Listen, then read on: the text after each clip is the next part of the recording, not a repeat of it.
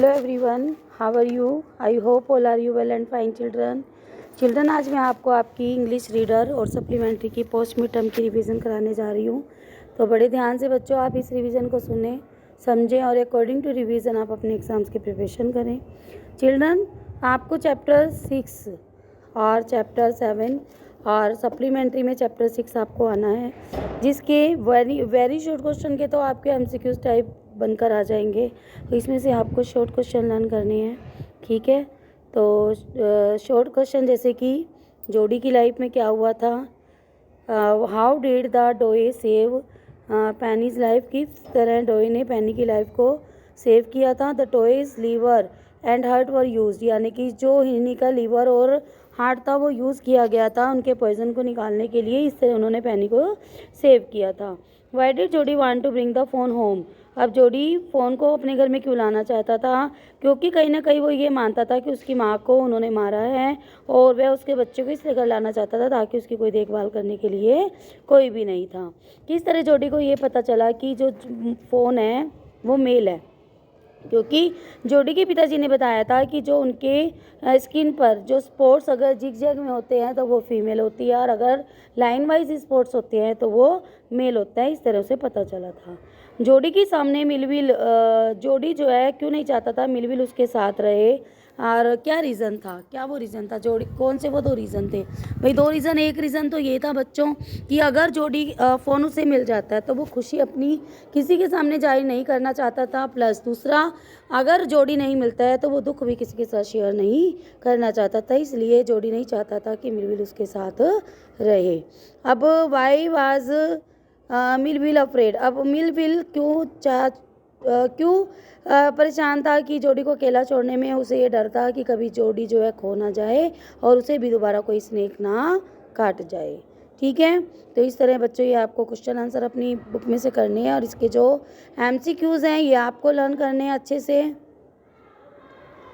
सारे MCQs learn करेंगे। फिर आपकी जो पोएम है the duck and the kangaroo, duck और कंगारू की पोएम मैंने आपको अच्छे से एक्सप्लेन की हुई है कि जो डक है क्या करना चाहती है, डक पूरे वर्ल्ड में घूमना चाहती है और इसलिए वो कंगारू से कहती है कि भाई क्या कहती है वो कंगारू से कि भाई मुझे अपनी पूंछ पे बिठाकर जो है मुझे होप कराओ और पूरी दुनिया की सैर कराओ। तो कंगारू क्या कहता है कि भाई मैं सैर तो करा दूंगा लेकिन तुम्हारे जो पीठ वो गीले हैं, तो वो कहते हैं मैं ऊनी जुराबें मंगवा लूँगी, स्मोक करती रहूँगी, तरह तरह के वो बहाने बनाती है और फिर अंत में जो है कंगारू तैयार हो जाता है उसे लेने के लिए। तो इस तरह ये पोएम के आपके एमसीक्यूज़ हैं बच्चों, दो पैराग्राफ के, तो ये आपको अच्छे से समझने हैं और करने हैं।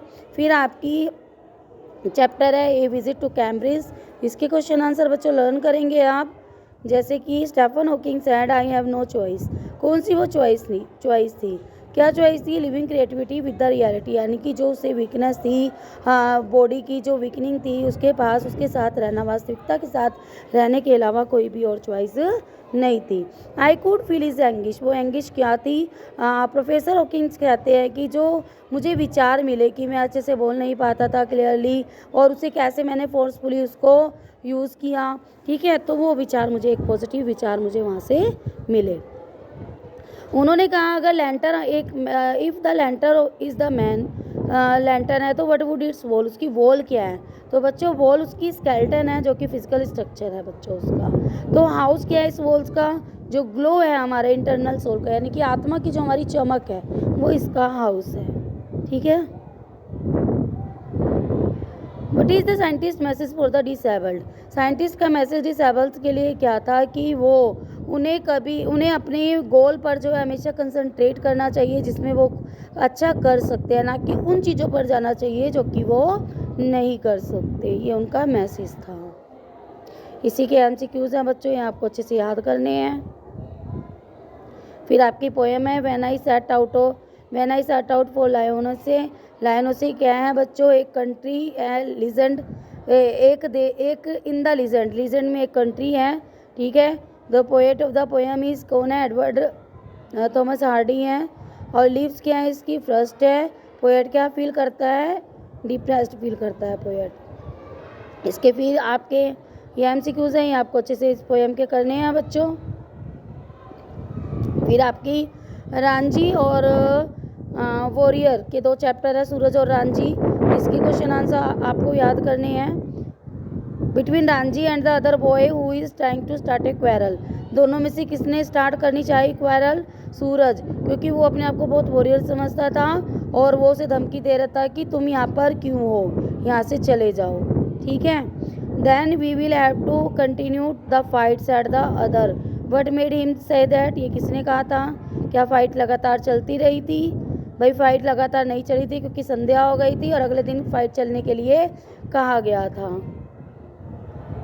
अब रांझी के लिए क्या डिफ़िकल्टीज़ आ गई थी? क्या वो अपने घर पर एक्सप्लेन नहीं कर सकता था कि जो उसे कट्स एंड ब्रूजेस लगे थे उसके चेहरे पर और उसके लेग्स एंड आर्म्स पर जो चोट लगी थी, परेशानी हुई थी, वो अपनी माँ के सामने उसे जाहिर नहीं कर सकता था।